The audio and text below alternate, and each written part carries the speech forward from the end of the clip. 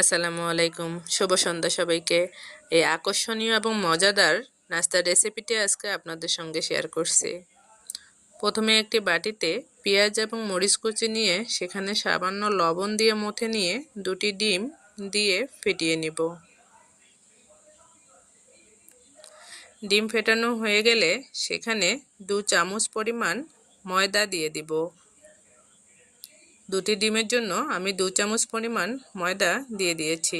আপনারা আপনাদের বাসার মেজারমেন্ট কাপ অনুযায়ী 2 কাপ ময়দা দিতে পারবেন।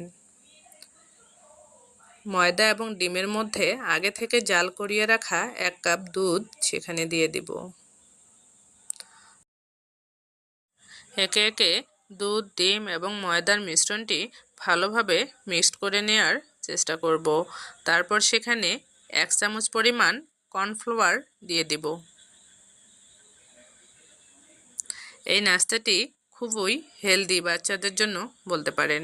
আপনারা বাসায় ট্রাই করে দেখবেন, বাচ্চারা খুব পছন্দ করবে। ভালো ফ্লেভারের জন্য 1/2 চামচ পরিমাণ কালো জিরা দিয়ে দিচ্ছি।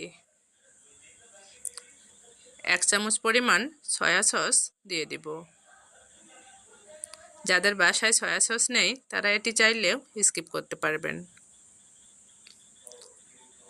এই মিশ্রণটিকে ভালোভাবে ডো তৈরি করে নেওয়ার জন্য 1/2 কাপ পরিমাণ পানি দিয়ে নেড়েচেড়ে একটু নয় পাতলা নয় ভারী একটু ডো তৈরি করে নেব। যারা ঝাল পছন্দ করেন এখানে সামান্য গুঁড়া মরিচের গুঁড়া এবং হলুদের গুঁড়া দিতে পারেন। সবশেষে ধনেপাতা দিয়ে ভালোভাবে নেড়েচেড়ে নিলেই তৈরি হয়ে যাবে আমাদের আজকের এই নাস্তার ডোটি। 10 মিনিটের জন্য রেখে দিয়ে চুলাতে ফ্রাই প্যান বসিয়ে দিব। সেখানে তেল দিয়ে নেড়েচেড়ে গরম করে নিয়ে 2 চামচ পরিমাণ ডো সেখানে দিয়ে দিব।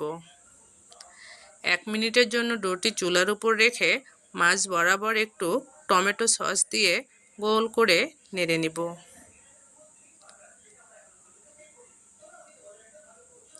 তারপর এই ডোটি আমরা পাটিসাপটার মতো ভাঁজ করে নিলেই হয়ে যাবে আমাদের এই আজকের নাস্তা ডিম পাটিসাপটাটি। এই নাস্তাটি দেখতে যতটা কালারফুল ততটাই সুস্বাদু। আপনারা আপনাদের বাসার বাচ্চাদেরকে বানিয়ে দিতে পারেন।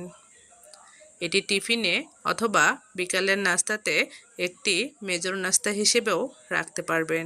যতটি সুস্বাদু ততটাই এটি হেলদি বলতে পারেন। কেমন হয়েছে জানাবেন। ভালো থাকবেন।